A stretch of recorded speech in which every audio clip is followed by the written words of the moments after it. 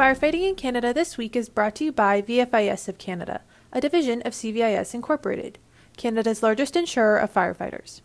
In this edition, the Volunteer and Career Fire Chiefs of the Year were named at Fire Rescue Canada 2022. Then, Fiona hits Eastern Canada, and Saskatchewan cities collaborate to build a new firefighter training facility. The recipients of the Fire Chief of the Year awards, sponsored by the Canadian Association of Fire Chiefs and Fire Underwriters Survey, were announced at this year's Fire Rescue Canada. The 2022 Career Fire Chief of the Year is Fire Chief John McCurney, who recently retired from Whistler Fire Rescue Services in BC and is the current president of the CAFC. He joined Whistler Fire Rescue in 2018 after serving 37 years with the Vancouver Fire Rescue Service. Throughout his career, McCurney has been a leader in maintaining community and firefighter safety during the COVID-19 pandemic and worked to enhance firefighter preparedness in response to structural firefighting and wildland-urban interface wildfire readiness. The 2022 Volunteer Fire Chief of the Year is Chief Danny McCallum from Valley View Fire Department in Alberta. McCallum joined the Valley View Fire Department in 1995, following in the footsteps of his father and brothers. He has served as volunteer fire chief since 2007. McCallum also serves as a counselor for the town of Valley View and is a full-time advisor with Pembina Pipeline Corporation. Congratulations, Chief McCurney and Chief McCallum. Fiona, which transformed from a hurricane into a post-tropical storm last Friday, hit eastern Canada on Saturday. The U.S. Hurricane Center said Fiona sustained maximum winds of 110 kilometers per hour. It was centered about 130 kilometers northwest of Port aux Basques, moving northeast at 13 kilometers per hour.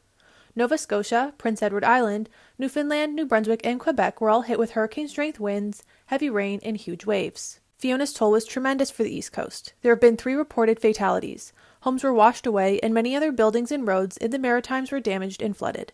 The federal and Atlantic governments are continuing disaster relief and recovery efforts. More than 415,000 Nova Scotia Power customers were affected by outages Saturday morning. Over 82,000 customers in the province of Prince Edward Island, about 95% of the population, were also without power, while NB Power in New Brunswick reported 44,329 were without electricity.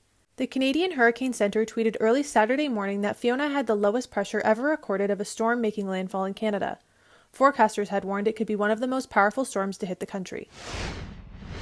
In Saskatchewan, the cities of Saskatoon, Warman, and Martensville, along with the regional municipality of Corman Park, are joining forces to begin construction on a new firefighter training facility.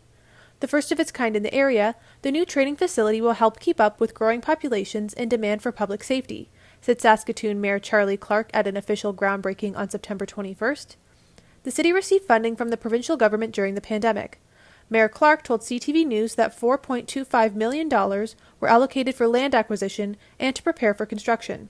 The facility will include features and props to train incoming firefighters in areas like confined space rescue, hazardous material training, and high-angle rescue, Saskatoon Fire Department Chief Morgan Hackle told CTV News. Hackle says Phase 1 is expected to be complete in spring of 2023, with Phase 2 still in the planning stages. Thanks again to VFIS of Canada, a division of CVIS Incorporated, Canada's largest insurer of firefighters. Stay tuned for our next episode on Friday, October 14th.